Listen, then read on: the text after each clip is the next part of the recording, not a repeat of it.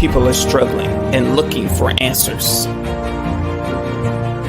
God has given you the solution and has called you to leadership. Now it's time to grow and prepare while learning how to use your gifts. Jamal is an experienced leader that uses his gifts to lead change. Now he's sharing what he's learned with you so you can fulfill your leadership assignment. Prepare to be ignited, to lead like a champion.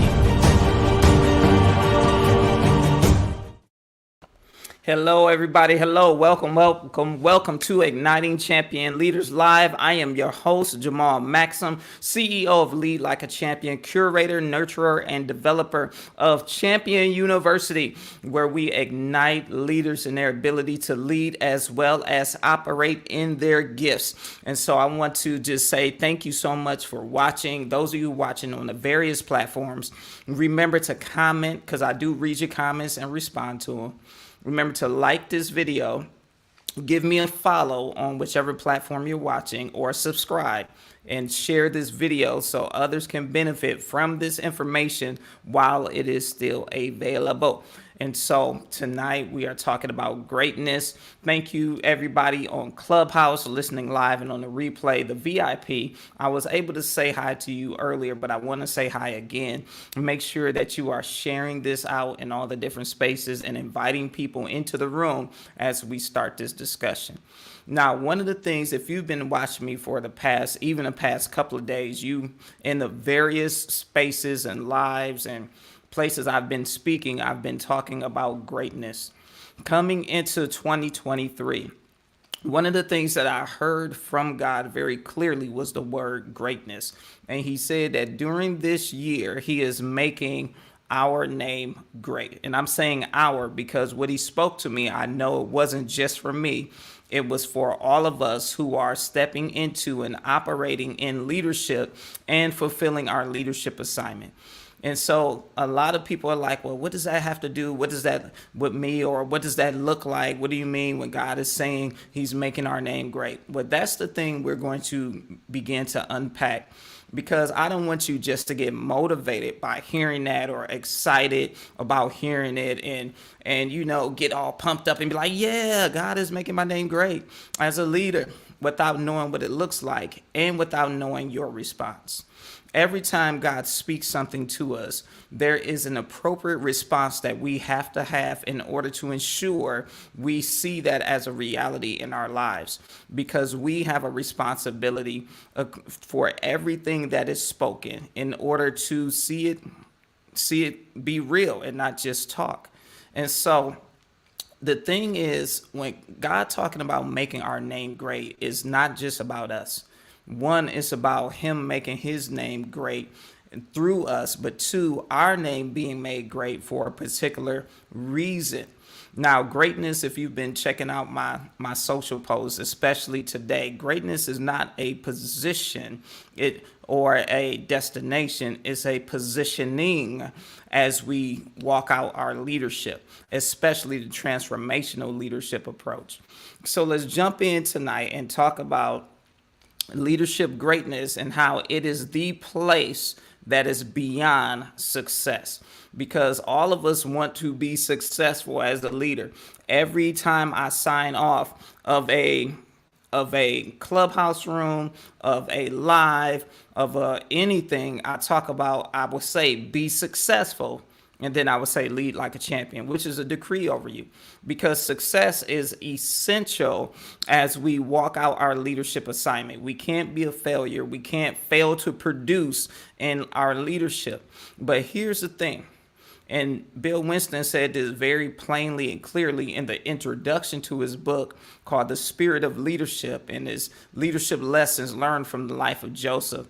He basically said that when we understand and embrace the concept of divine guidance and empowerment and put that thing to work in our leadership approach, it guarantees us leadership success.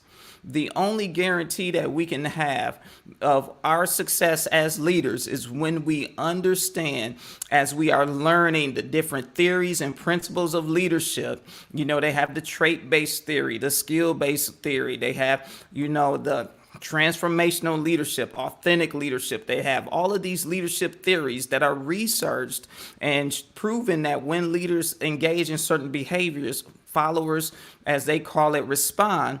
In spite of all of that, we have to recognize that as believers, as people leading with a kingdom perspective in these different areas, that we have to embrace what's called divine, what Bill Winston calls divine guidance. But the way I phrase it is hearing the voice of God.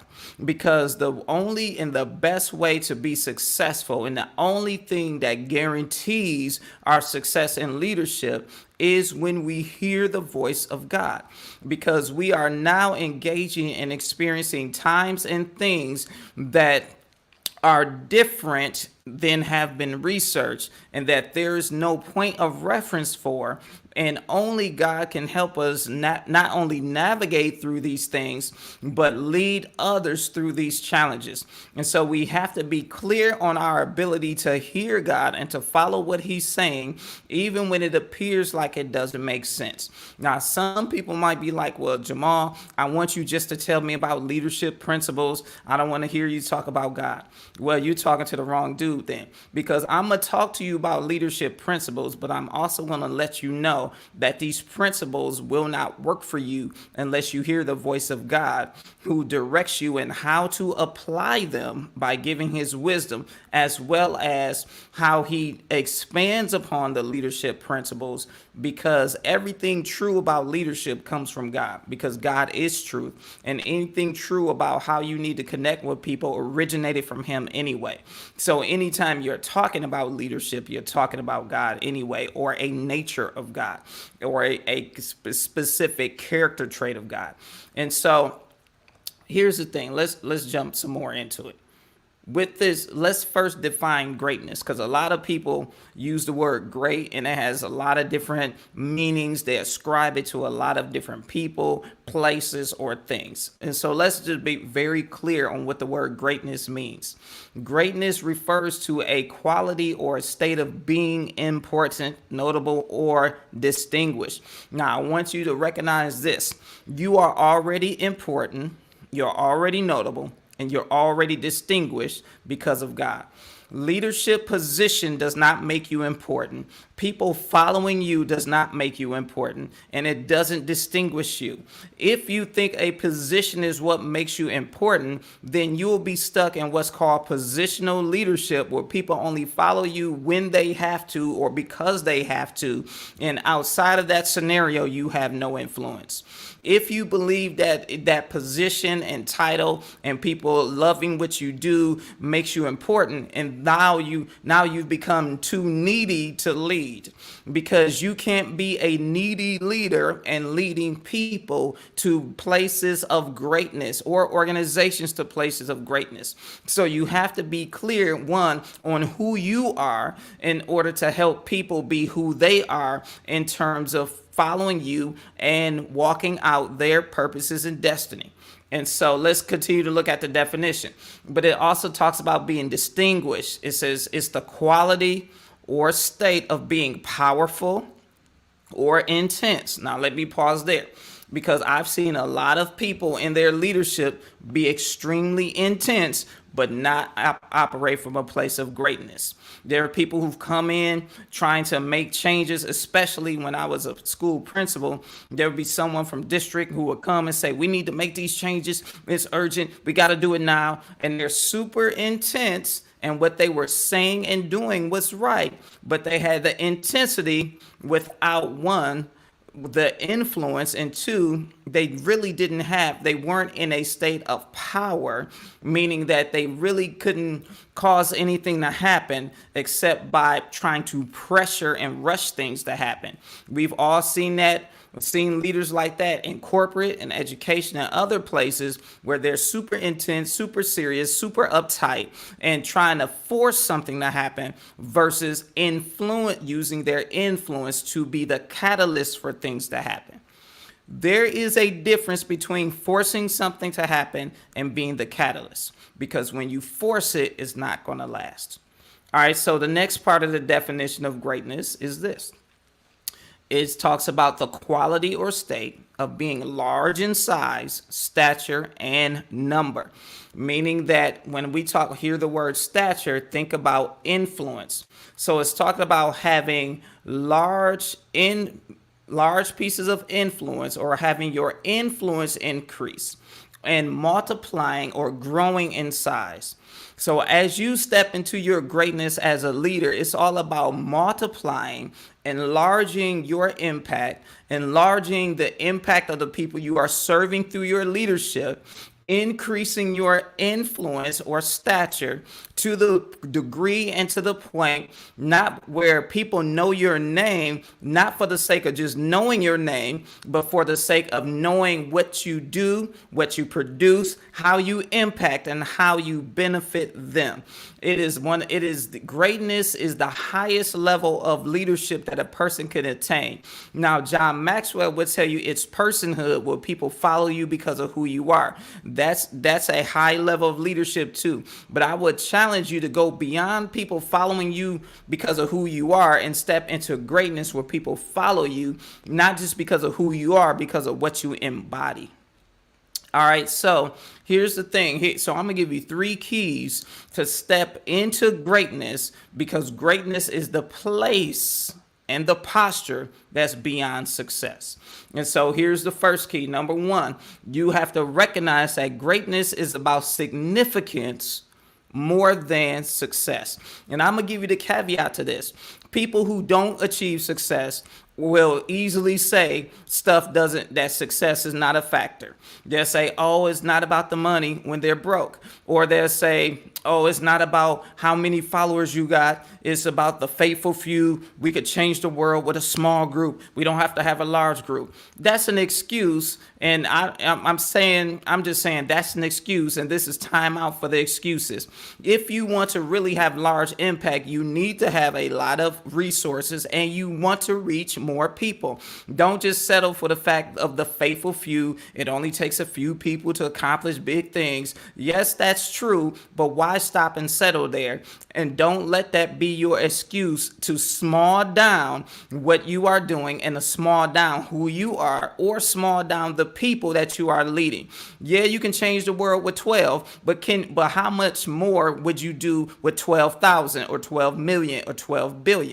I want you to start thinking bigger and thinking beyond your current place of leading, and beyond the limitations of the place you're leading, and see this thing bigger, and see yourself as larger and bigger. Because the excuses that people will give you to settle will hinder you from stepping into greatness. It'll allow you to be good, but not to be great. And I'm not settling for good. And 2023 is not the year for you to settle for what's good and for being good and everything being good.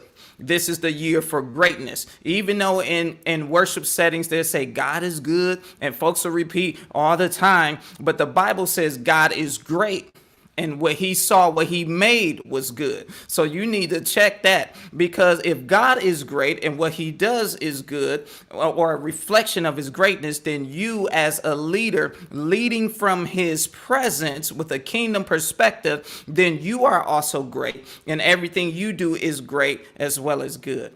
So I want you to really move past this small thinking and this small mindedness that people have allowed themselves to embrace. And I would say as an excuse to not push further or go higher or go anymore, because they choose to settle for certain degrees of success and think they have arrived. Because stepping into greatness is not a place of arrival. It's a place of launching and taking off. And so when you think about the difference between significance and success, I want to read this quote to you. And it's actually from a book called Greatness. And it's so funny because as God was speaking to me, and at the end of 2022 about greatness and making our names great, someone gifted me this book called Greatness. And I was like, okay, come on with the confirmation. And in the In the forward, and this book is called Greatness by Donald Cook. And in the forward, Ken Blanchard said this. He said, he said, too many leaders focus only on success. It's okay to have a focus on success, but it shouldn't be the only focus. He said they think their success depends on how much wealth they accumulate, how much recognition they get, and their power and status. There's nothing wrong with any of those descriptors of success as long as they don't define who you are. Remember, I said sometimes leaders define themselves by the position, the status, the things they have, which is not good. And then he says, when you move from no, I'll read the rest of it. It says, because if this is the way you measure your self-worth, the only way you can maintain it is to get more money, recognition, power, and status. He said, but when you move from success to significance, you focus on the opposite of each of those things. Now, walking into greatness is a focus on significance more than success. Now, here's why. Now, I'm not saying ignore success, because that's what people who are unsuccessful would tell you as an excuse for why they are not successful. Now, here's what it says. He said, when you focus on significance, you will be amazed at how much success will come your way. Now, success is the result of operating in greatness and focusing on significance. I'll say that again. Success is a result of operating and pursuing greatness and is a byproduct. It comes with it. As a kingdom-focused leader, it's very similar to Matthew, where Jesus said, seek the kingdom first and all these things will be added. Now, as you are seeking the kingdom, the success, the wealth, the recognition, all of those things are added. Now, for a believer, when you talk about seeking the kingdom, that's more than just spending time in prayer. You have to actually seek to do the will of the God and to demonstrate the kingdom in your leadership and to bring the culture and atmosphere of heaven into the place you're leading. That's what I call leading from a kingdom perspective. And let me give you that formal definition since we're going there.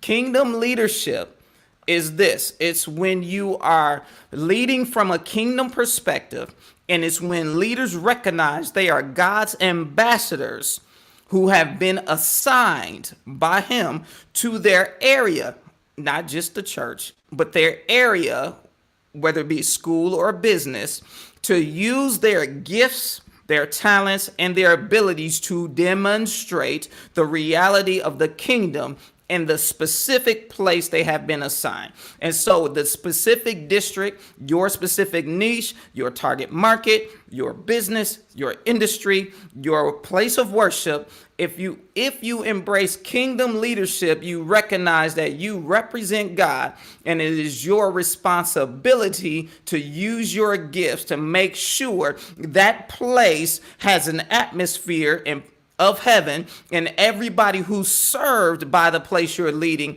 experiences the touch of heaven in what you do.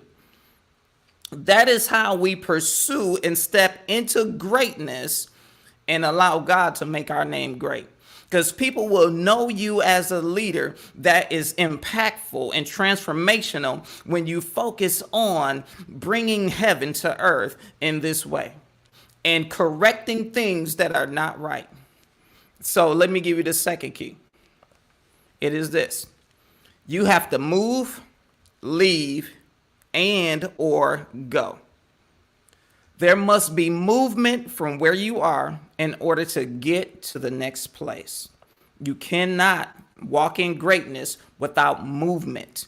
You can't keep doing the same things that you're already doing and expect to walk in greatness. No matter how effective what you're doing is, no matter the success you've had in the past, in order to pursue greatness, you have to ask yourself and tell yourself there is more. And you have to incline your ear to hear, how do I grab and lay hold of the more? And be willing to let go of everything, good as well as bad, from your present in order to lay hold of your future and make it your new reality.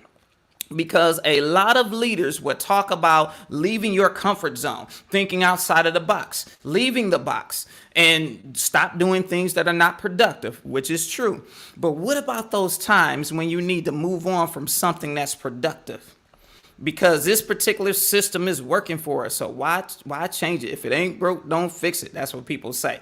Or this is what we've always done and we've always got these results. But how do you move to greatness? I remember stepping into a particular public school after being a principal at a different school. I came to this particular district and I came in as an assistant principal, partially because I was cool with taking a break and not being the chief guy, the head principal. So I come in as an assistant principal. This school was already making progress, already at the top of the district. And so me seeing that initially, I'm thinking, okay, cool. I'm just going to come in, help them maintain, keep doing what they're doing. I don't have to engage in the work of school turnaround like I've had to do in other places. But sitting there talking to the principal, I recognized that there was a desire and a need to go to the next level. And we were on such one accord. It's so aligned in our perspectives and outlook and purpose and everything. We were like, let's go, let's do it. And so one of the things I found, I asked the teachers in our first meeting, I said, what is our goal for the school year? And they said, we want to help the students grow. We want to make sure they grow this year. And that's what every teacher would tell you. And they were doing it. But here's the thing that took them from good to great, and which also caused some resistance. I say, by how much? Having them grow is one thing, but how much are they going to grow? Is it 1% or what? And so to this, I put a specific growth percentage attached to every kid. So it would be individualized, but we could still promote it with internal marketing as a whole. Now, here's why I say that. If you're not willing to get specific to move people from good to great, or to move them from where they are to this next level, they would never move, because they would think what they're doing is what they're supposed to be doing, and that's all they need to do is keep doing it. But to shift into greatness is going to demand more. It's going to demand more focus, more intentionality, and it's going to demand more of you shifting not only your perspective, but helping other people shift their perspective.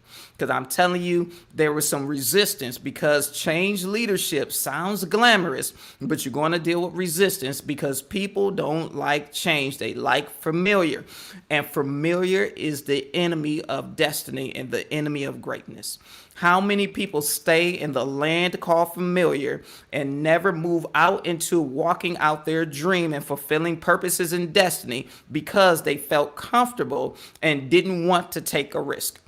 So you're going to have to ignite a culture of risk takers, which, by the way, I teach people how to do, in order to get them to walk in the greatness that you've been invited into and the place you're leading have been invited into.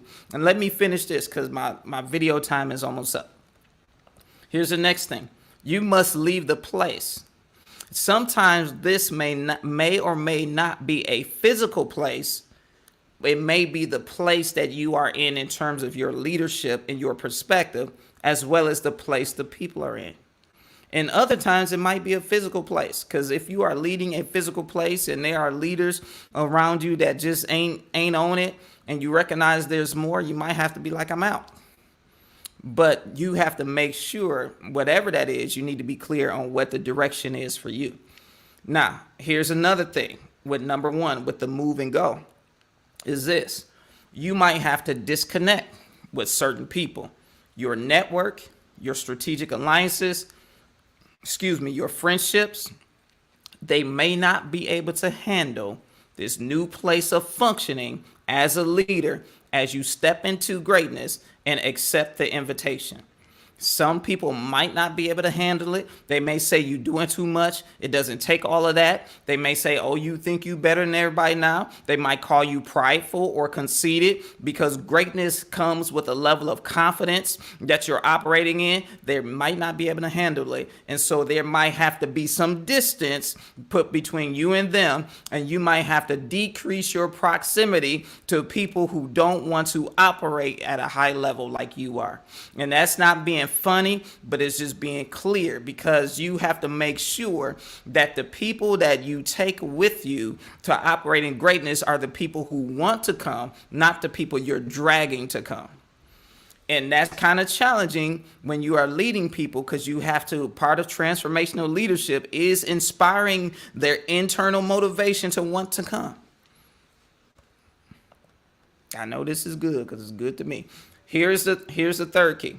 Because the first one I talked about, the first key was recognize that greatness is about significance more than success. Number 2 was about move, leaving, and going. And there must be movement from where you are in order to get to the next place of leadership. Now here's number 3, which is highly important. You must listen for the voice of God and keep your eyes open to see what he will show you. Because you can listen to him and he'll give you a direction and a strategy, and you implement it. And then you have to keep listening, because he's going to continue to speak. Don't just think, oh, I was praying and God told me this and then I did it. That's good. But are you still listening for what he's going to continue to say about that direction and about that strategy as he continues to unpack more to you?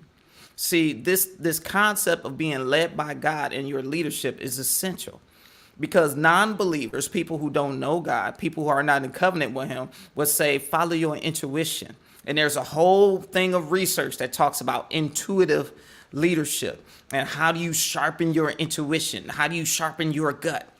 Well, that's cool. We can be intuitive and have a sense of what we need to do based on instinct. But better than my own instincts is the voice of God. And so I told you that there's a way to lead flawlessly when we follow God. And so you have to listen for his voice and respond to his voice and continue listening.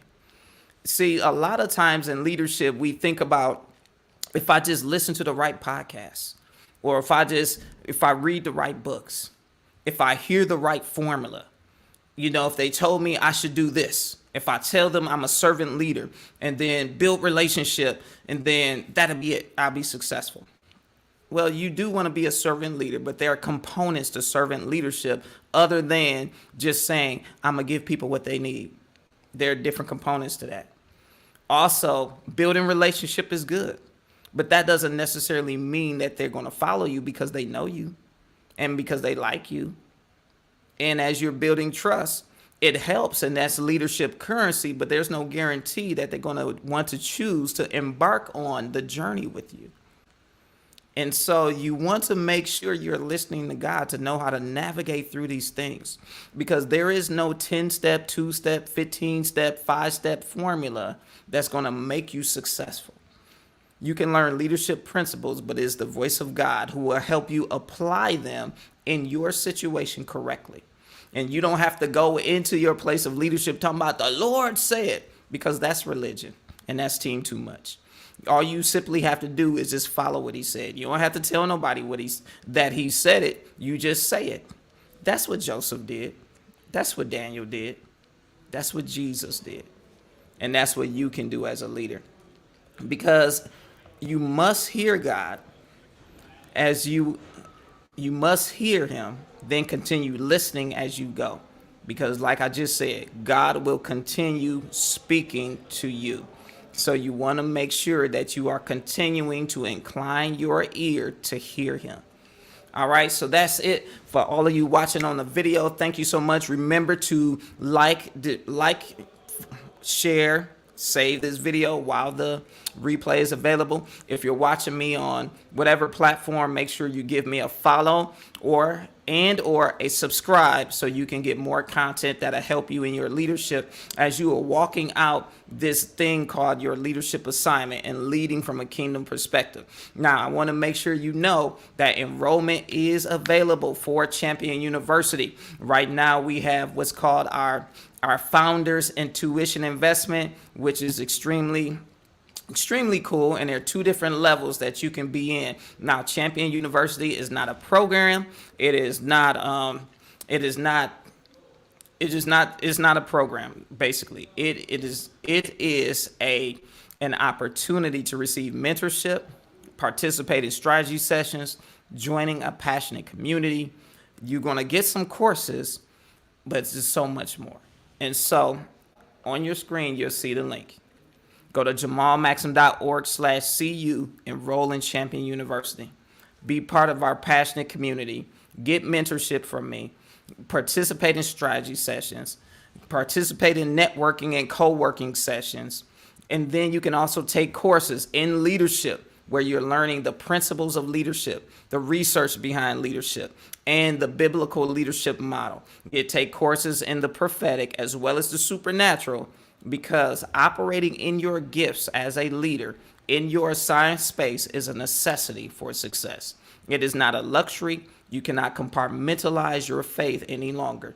You have to live and lead from your faith and have that kingdom perspective, which is why God has placed you in leadership in the first place. All right, so that's it for those of you watching the video. I will see you guys again. And remember, I want you to be successful, because this is your year for greatness, and I want you to lead like a champion. Bye-bye.